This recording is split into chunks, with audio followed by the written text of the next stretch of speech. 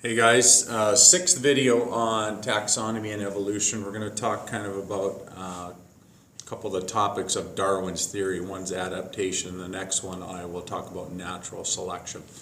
Adaptation is any inherited trait that helps in the chance of survival.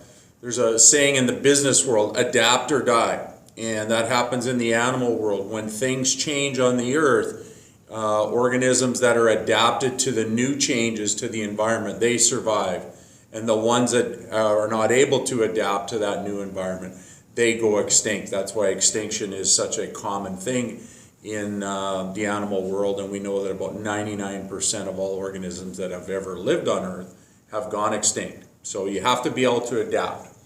Now, there's sort of three types. There's structural adaptation. I'm going to talk about the human structural, physiological, and behavioral ones. Structural involves the body, so things like bipedalism, being able to walk on 2 feet so you can use your hands for other things. The opposable thumb means you can touch all your digits. That's good for grasping and use of tools. Eyes at the front, so our eyes are at the front, they're not on the side, they're not on the top, they're looking forward.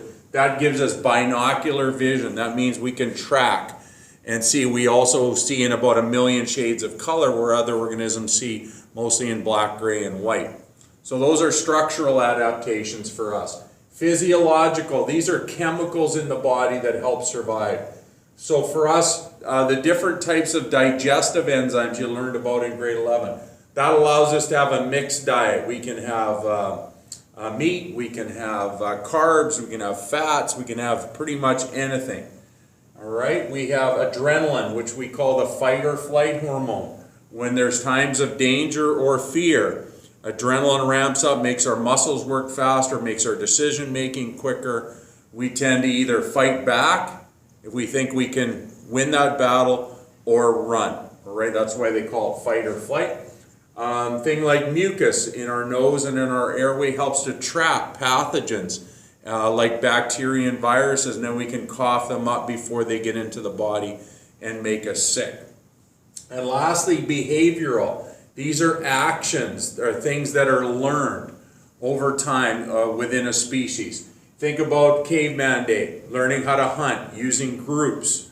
Okay, fishing, different types of fishing, going from sort of using the pole and the hook to maybe netting, and then eventually with boats.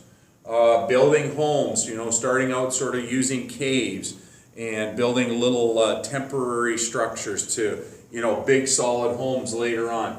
Using animal skins for clothing, so not only getting the meat from an animal, but using their fur to keep us warm, because we don't have a lot of body hair compared to most of the mammals.